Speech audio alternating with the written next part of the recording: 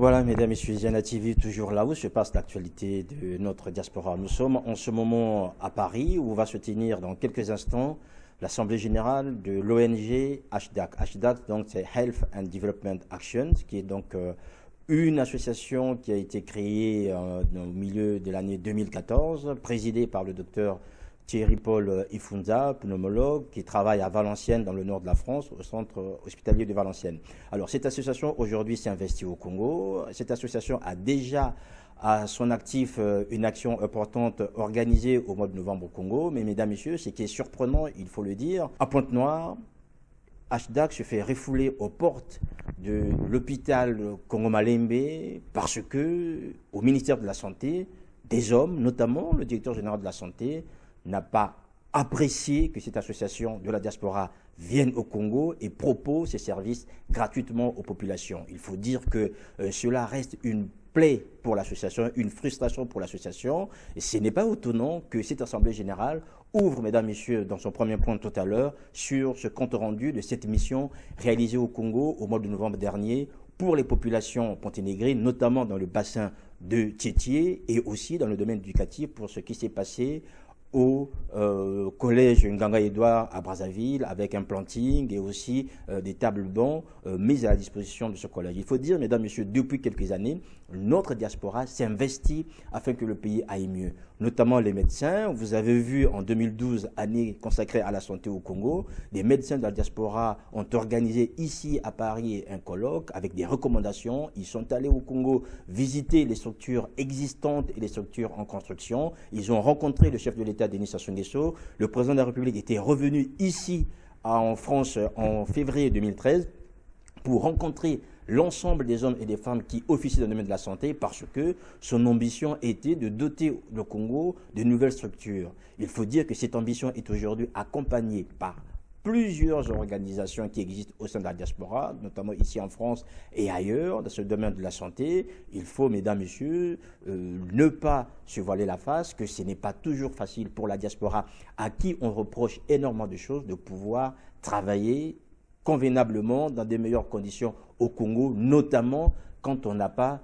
surtout l'amitié, notamment l'assentiment de certaines personnalités qui sont aujourd'hui autorités dans le domaine de la santé. Voilà, mesdames, messieurs, nous allons maintenant vous faire vivre ce premier point qui est très important pour nous de cette Assemblée générale qui a été présidée par le docteur Thierry-Paul Ifunza sur ce compte rendu de cette mission. Je pense que cela va édifier les uns les autres sur la volonté aujourd'hui, sur les questions qu'on peut se poser par rapport à la volonté de certaines de nos autorités congolaises de contribuer et de faciliter l'action, notamment de la diaspora dans ce domaine de la santé. On est parti à Pointe-Noire, on a été bien reçu par les autorités municipales, le vice-maire de Pointe-Noire, la personne de M. Foudi, qui nous a reçus à l'aéroport. Dans la même soirée, il est venu nous voir à l'aéroport, il dit nous sommes le responsable de cette ville, il faut qu'on sache où est-ce que vous habitez. Donc, il est venu nous voir, ça nous a fait plaisir. Et donc, le même matin, on est allé, il nous a reçus à la mairie, avec toute son équipe. La première dame étant sur place à Pointe-Noire, on n'a pas pu être reçu par le préfet, on a été reçu par son directeur du cabinet. On est parti à l'hôpital Tiffy, on a installé le matériel, on a fait connaissance du personnel. Le lendemain matin, en pleine période d'attente, on a quand même pu faire la mission. On a examiné près de 140 personnes entre 8h30 et 19h. Des pathologies de tout divers. Hein. Dans la délégation, j'ai oublié de vous dire, dans la délégation, donc, il y avait moi, le pneumologue, docteur Ifunza, il y avait le docteur Jacques Pouambou, qui est cardiologue, il y avait le docteur Blevelou, qui est français, mais marié à une Congolaise, qui est spécialiste en médecine tropicale. Il y avait le docteur Elinga Lyons, qui est gynécologue obstétricien à Lyon. Il y avait deux infirmières de l'hôpital général de Lyon, il y avait deux infirmières de Pointe-Noire et puis une infirmière de Brazzaville. La mission qui était prévue pour une semaine au niveau de la santé, malheureusement, elle s'est résumée qu'à une journée. On a vu 140 personnes, une journée. En fin de journée, le directeur de l'hôpital, Dr Ondanda, nous dit voilà, on est convoqué chez le directeur départemental, vous devez tout arrêter, on ne vous connaît pas. Il dit, mais comment c'est dit, on ne connaît pas, vous devez arrêter la mission. Il y avait la secrétaire générale, moi-même, le directeur de l'État, on va voir le directeur du département de l'économie en disant, voilà, le professeur Elira et le monsieur Osomo, qui est le directeur l'intérim directeur du cabinet, a dit qu'on ne vous connaît pas, vous devez arrêter la mission. Donc sinon, c'est lui qui était sanctionné. Ce qui était curieux, c'est qu'au moment où on parlait, DirecTV montrait déjà des images qu'ils avaient déjà prises dans la matinée. Et curieusement, madame la secrétaire générale que vous l'attestez, en disant, il s'est mis au téléphone avec peut-être le conseil de l'érosion, on est en train de leur montrer à DirecTV comment faire pour bloquer pour 20 heures. Ça paraît quand même curieux qu'on ne montre pas à la télé. Comment bloquer ces gens-là pour qu'au journal de 20 heures, qu'on ne puisse pas les montrer. C'est comme ça que ça s'est passé. Donc, nous sommes revenus, il y avait encore des patients qui disent, bon, on va finir au moins des patients qui sont là pour nous attendre. Les patients étaient mécontents. Heureusement, si on n'avait pas une maîtrise, ça allait aboutir même à une émeute, parce que les gens commençaient à lancer des pierres en disant, pourquoi vous voulez arrêter? Il ne fallait pas arrêter, les gens sont là, vous êtes venus pour nous. Donc on a essayé de calmer les choses, on a arrêté les missions à Pointe-Noire, et puis on est venu sur le Brazzaville, on a pu faire la mission de Gaga-Edouard. Donc on a Madame Blanche Boutique, Mafouana pourra vous parler de cette mission concernant le volet éducatif. Et donc c'est comme ça que s'est passée la mission de Pointe-Noire. On a aussi entendu sur place, ça c'est d'après le docteur Kouba qui est plus ou moins l'ami des Lira, en disant ils ont ramassé du matériel pour faire croire que... alors que nous avons dépensé près de 6 000 € rien que le matériel médical. 6 000 €. Électrocardiogramme, spiromètre, au moins 100 spéculums à usage unique, tout le matériel médico-chirurgical de 6 000 € neuf. Donc on ne peut pas dire que c'est du matériel qu'ils ont ramassé n'importe où. Donc nous avons ici tous les documents, les factures, que ce n'est pas du matériel qu'on a ramassé, c'est tout neuf. Parce que quand j'ai fait appel au docteur Pambou, il m'a dit voilà, moi il me faut un électrocardiogramme, il me faut des tensiomètres manuels et puis électroniques, il me faut la marque Emerald. J'ai dit tu auras tout ça, parce que je ne veux pas des échappatoires. Et quand j'ai contacté ce docteur Elengalliance, il m'a dit bon, je ne veux pas me retrouver dans la difficulté où il y a une césarienne et puis il n'y a pas de matériel. Je lui ai dit donne la liste. Il m'a fourni sa liste, tout le matériel qu'on a pu avoir. C'est vraiment dommage qu'on arrive à ce genre de situation.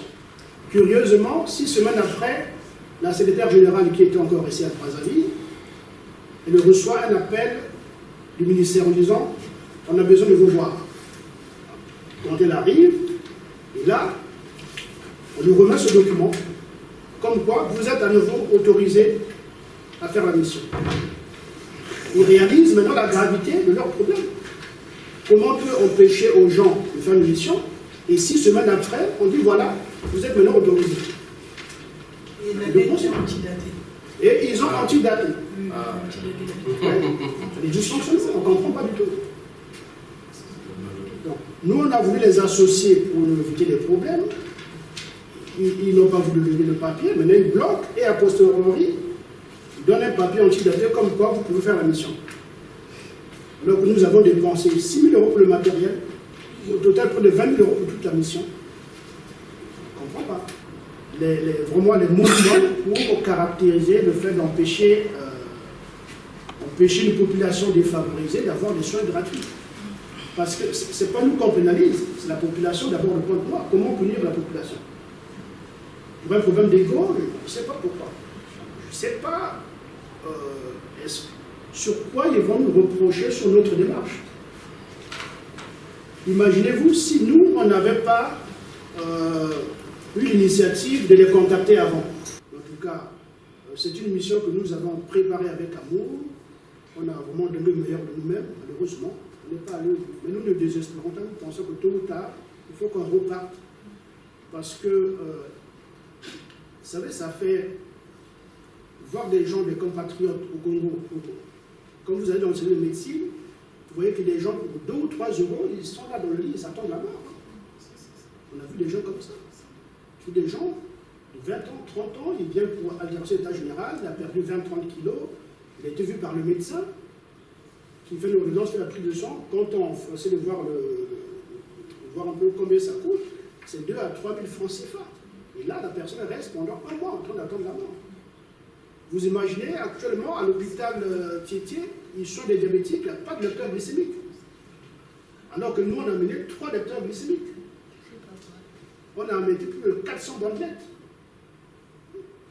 Donc on ne comprend pas du tout. Maintenant, qui sont les aventuriers? Est-ce que c'est nous qui avons amené le matériel avec des lecteurs glycémiques ou ce sont des gens sur place? Donc, c'est des situations vraiment très délicates. On ne comprend pas comment les collaborateurs de son Excellence, M. Bouvou, le ministère de la Santé, travaillent. Nous, on aimerait bien entendre que pense le ministre de cette situation.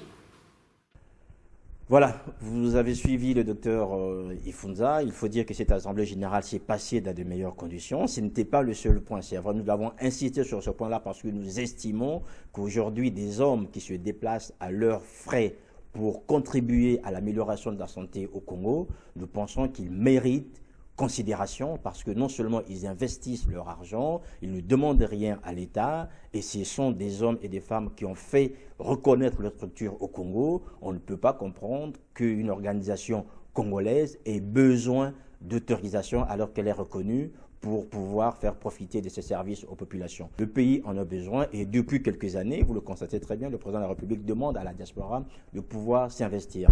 Les autres points à l'ordre du jour, je pense que vous comprenez très bien qu'ils ont été nécessaires dans la vie de l'association et, mesdames, messieurs, nous pensons que désormais, voilà, HDAC peut aller au Congo. Nous espérons que les autorités congolaises désormais entendront cette réclamation.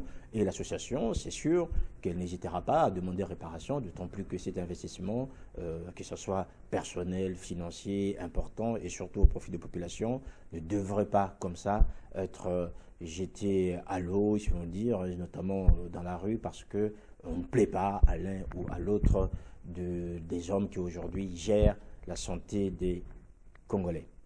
Merci pour votre fidélité à Zana TV et portez-vous bien.